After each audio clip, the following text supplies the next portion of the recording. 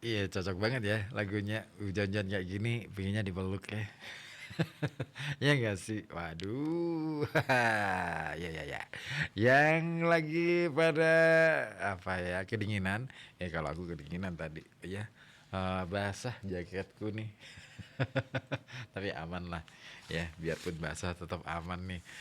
Baik ya. Nah, tadi udah ya, Maya. Nah, sekarang ini saya lanjutkan lagi untuk bacaan kita malam hari ini, The Divine Matrix karyanya Greg Braden, yang ini merupakan buku yang fenomenal juga ya. Aha. Bahkan sempat mendapatkan apa ya, predikat sebagai New York Times best selling author. Keren. Penulis dengan ya apa ya, penulis New York Times yang apa ya, best selling banget, best seller bukunya. Nah, ya Wheeler, konsep Wheeler sudah kita coba kupas dari pendahuluannya ya. Greg Braden mencoba untuk mengulik konsep-konsep kosmologinya Wheeler yang rupa-rupanya ya. Ternyata kalau menurut Greg Braden ini konsep yang ditawarkan Wheeler mengenai tata semesta alam ini itu persis dengan yang disampaikan berbagai tradisi luhur kuno mengenai bagaimana dunia kita bekerja. Nah, mulai dari Weda India kuno yang dipercaya beberapa peneliti berasal dari era 5000 tahun sebelum Masehi. Nah, sampai perkamen Laut Mati atau Dead Sea Scrolls yang berusia 2000 tahun. Secara umum, mengindikasikan bahwa sesungguhnya dunia merupakan cermin dari hal-hal yang terjadi di tataran yang lebih tinggi atau realitas yang lebih dalam. Nah, sebagai contoh, dalam uraian pada terjemahan terbaru fragmen perkamen Laut Mati yang dikenal sebagai Kidung Pengorbanan Sabat atau The Song of the Sabbath Sacrifice, penerjemahannya menyimpulkan sebagai berikut. Apa yang terjadi di bumi tidak lain adalah refleksi atau pantulan dari realitas yang lebih agung dan luhur. Teori kuantum dan teks-teks kuno mengimplikasikan bahwa di tataran yang tak kasat mata, kita menciptakan cetak biru terkait hubungan karier, kesuksesan dan kegagalan kita di dunia yang kasat mata. Nah, berdasarkan perspektif ini, matriks ilahi bekerja layaknya layar kosmik raksasa yang memampukan kita melihat energi non-fisik dari emosi dan kepercayaan kita. Entah itu kemarahan, kebencian, dan kegusaran bersama dengan cinta, welas asih, dan pengertian yang terproyeksi pada kehidupan fisik. Nah, sebagaimana layar film yang merefleksikan tanpa penilaian setiap gambar atau sosok yang difilmkan, Matrix ini bekerja menghadirkan layar dari pengalaman dan keyakinan terdalam kita agar bisa terlihat di dunia. Nah, terkadang secara sadar, namun lebih sering kita tidak sadar, kita menunjukkan keyakinan yang paling jujur tentang segala sesuatu. Mulai dari welas asih sampai pengkhianatan melalui kualitas hubungan di sekitar kita. Nah, dengan kata lain, kita bisa diibaratkan sebagai seniman yang mengekspresikan nafsu, ketakutan, impian, dan keinginan terdalam melalui esensi hidup dari kanvas kuantum yang misterius. Tetapi, tidak seperti kanvas pelukis konvensional yang berada di suatu tempat pada suatu waktu. Kanvas kita merupakan materi yang sama dengan segala sesuatu yang ada. Ia berada di mana-mana dan senantiasa ada kapan saja. Nah, mari kita telaah analogi seniman dan kanvas lebih lanjut. Para seniman dipahami terpisah dari karyanya dan mereka menggunakan berbagai alat untuk menyampaikan kreasi di dalam batin melalui ekspresi di luar diri. Adapun dalam matriks ilahi, keterpisahan antara seni dan seniman menghilang. Kita adalah kanvas sekaligus lukisan di atasnya. Kita adalah kuas pelukis sekaligus pelukisnya sendiri. Nah, gagasan dasar dari pemikiran bahwa kita melakukan proses penciptaan melalui ciptaan kita sendiri mengingatkan kita pada salah satu kartun Walt Disney yang lazim dijumpai di televisi hitam putih pada tahun 1950 dan 1960-an silam. Pertama-tama, kita melihat tangan seorang seniman yang tidak dikenal membuat sketsa tokoh kartun terpopuler pada waktu itu seperti Mickey Mouse di atas kertas gambar. Saat sketsa mulai terbentuk, mendadak gambar tersebut bergerak dan menjadi hidup. Kemudian Mickey akan mulai menciptakan gambarnya sendiri berupa sejumlah karakter kartun lain dari dalam sketsa itu. Tiba-tiba saja seniman aslinya sudah tidak lagi diperlukan dan benar-benar keluar dari gambar. Nah, ketika tangan sang penggambar tidak lagi terlihat, Mickey dan teman-temannya kemudian melakoni jalan hidup dan kepribadiannya masing-masing. Ketika semua orang di luar ketika semua orang di rumah hayalan telah tertidur, seluruh penghuni dapur akan bergerak gembira saat mangkuk gula berdansa dengan tempat garam dan cangkir teh mengguncang tatakan mentega. Karakter-karakter tersebut tidak lagi memiliki hubungan dengan senimannya. Walaupun merupakan penyederhanaan terkait dengan peran kita di dalam matriks ilahi, hal ini bisa mempermudah untuk memahami konsep yang subtil dan abstrak tentang kita sebagai pencipta yang menciptakan melalui ciptaan kita sendiri.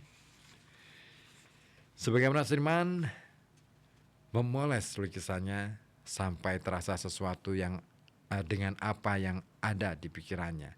Tampaknya dalam berbagai aspek melalui metrik ilahi kita melakukan hal serupa dengan pengalaman hidup kita. Ya, melalui palet keyakinan, penilaian emosi dan doa, diri kita berada dalam hubungan pekerjaan, karir, dan situasi-situasi lainnya yang berinteraksi dengan individu-individu yang berbeda di berbagai tempat. Nah, pada saat yang sama, individu-individu dan situasi-situasi itu seringkali terasa akrab. Baik secara individual maupun kolektif, kita berbagi penciptaan kehidupan batin kita sebagai siklus tanpa akhir dari momen yang berlapis-lapis, hari demi hari, dan seterusnya. Nah, sungguh konsep yang indah, aneh, dan mencengangkan. Seperti seniman yang berulang-ulang menggunakan kanvas yang sama saat mencari ekspresi ide paling brilian. Kita bisa menyebut diri kita seniman abadi yang menciptakan kreasi yang selalu berubah dan tak berujung. Implikasi dari keadaan di mana kita dikelilingi oleh dunia yang bisa kita bentuk sendiri sungguh luas, dahsyat, dan untuk sebagian orang mungkin sedikit menakutkan. Kemampuan kita untuk menggunakan metrik ilahi secara intens dan kreatif serta-merta memampukan kita mengubah cara pandang tentang peran kita di alam semesta. Setidaknya, hal ini menunjukkan bahwa apa saja yang terjadi dalam kehidupan ini bukanlah kebetulan. Pada akhirnya, hubungan kita dengan esensi kuantum yang menautkan kita pada segala sesuatu menumbuhkan kesadaran bahwa diri kita sendiri adalah pencipta.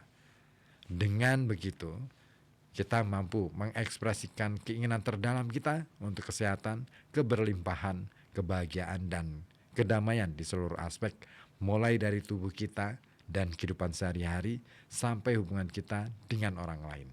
Dan kita mampu melakukannya secara sadar dengan menentukan sendiri waktu dan caranya. Meskipun begitu, layaknya para murid dalam puisi Christopher Logue di atas, yang perlu sedikit dorongan untuk terbang. Semua kemungkinan itu membutuhkan perubahan yang kuat terkait cara kita memaknai dunia dan diri kita sendiri. Dalam perubahan tersebut, hasrat paling rahasia, tujuan paling mulia, dan mimpi paling luhur kita serentak tampak berada dalam jangkauan. Walaupun terdengar ajaib, tetapi ketahuilah bahwa segala sesuatu bisa terjadi dalam metrik ilahi. Kuncinya bukan sekadar memahami bagaimana ia bekerja, melainkan juga kita butuh bahasa untuk mengomunikasikan keinginan-keinginan kita sehingga bisa dikenali oleh jaring energi tersebut. Oke, saya akan lanjutkan setelah kita uh, saya sapa dulu deh yang sudah hadir di 0855420912.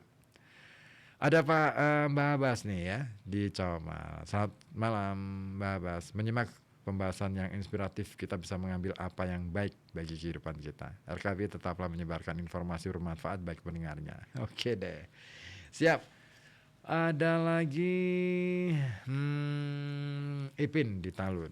Sekarang kiblat ilmu teknologi manusia berpusat di barat. Kalau dulu di Babilonia, Irak dan sekitarnya ya.